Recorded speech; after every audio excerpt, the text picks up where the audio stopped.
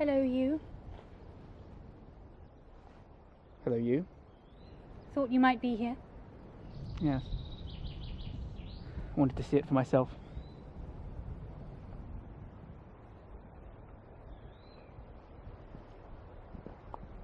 I'm so terribly, terribly sorry, Edward.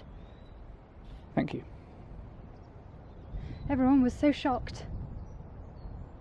We thought Jerry was only bombing military targets.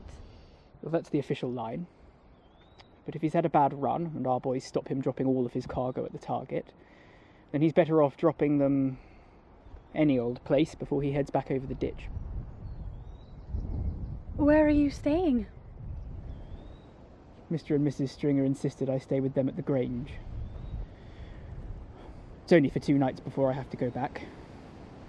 Any longer and I'd begin to feel like a burden. I'm sure you wouldn't. I can't help but be envious of them, you know. If old Jerry had dropped the bomb a fraction of a second later, it would have hit them. And my parents would be putting up their boy. And I'd be able to eat Mother's suet pudding again. I thought you couldn't stand her suet pudding. I couldn't.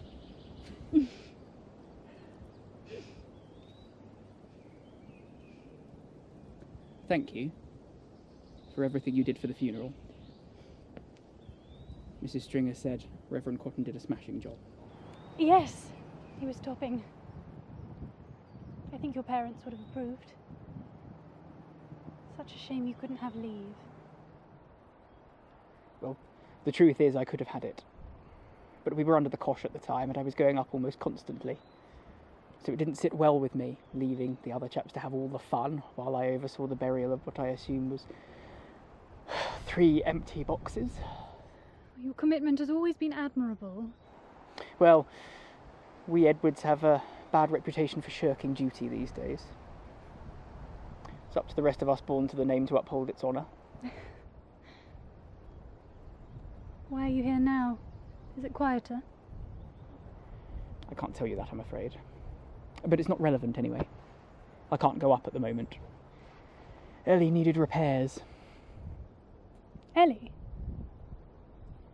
You named your plane after me. Of course. No other choice, really. And why is that? Well, she protects me, cares for me, and if she's hurt, so am I. Teddy.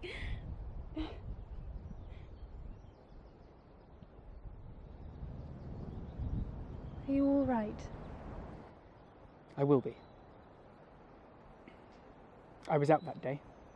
Patrol. We got into a scrap with an isolated Heinkel. She was split off from her unit, heading back home. They're absolute buses. Difficult to manoeuvre. And damn difficult to put down nonetheless. I ended up dropping in from the smoke to avoid her rear gunner. He was rather good. So it was my firing into the cockpit that put her in the sink. It's not often one knows one's taken a life up there. But she jerked up before pitching. Oh, the pilot will pull on the controls if they're wounded. Also, no chutes. Of course, I've no way of knowing whether or not it was the same bomber that did this. But I can't help thinking if we'd caught the bastards on the way up, then my parents... I've had similar thoughts. I've almost driven myself mad with all the ways it could have been avoided. It's simply the most rotten luck. You'd have better odds for Goering riding a winner at the Derby. There's an image. It's the horse I'd feel sorry for.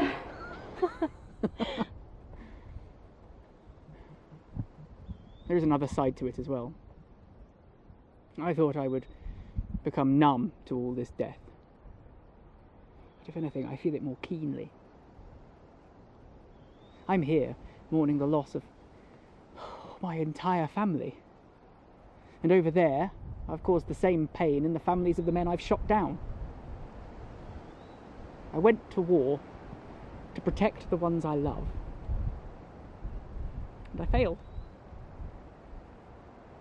So what's the damn point of carrying on? The only reason to go back up now is revenge, which is a grubby, unwholesome reason to fight. They were very proud of you, you know. Not because you were protecting them. They and the whole village, myself included, are proud of you still. Because you and your selfless sacrifice represent everything that is good about this country. And I, for one, would much rather live in a land where people like you can thrive and exist freely than one that is governed by the ghosts and ghouls of our childhood nightmares. You are a tonic, Ellie. I sometimes wish I could have you on the radio when I'm up. No problem you can't solve. Oh, I'd better get a wiggle on. The stringers are expecting me for supper. Mrs. S so desperately wants to mother me.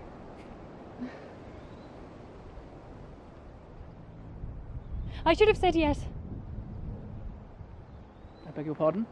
When you asked me, before you left, I should have said yes. I said no, you see, because I thought if we were married, I would just worry about you constantly. But it was pointless saying no, because I worry about you just as much as if I had said yes.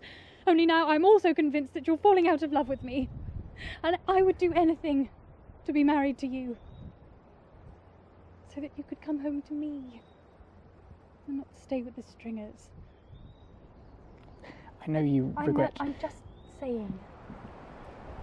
If you ask again, don't be nervous of the answer.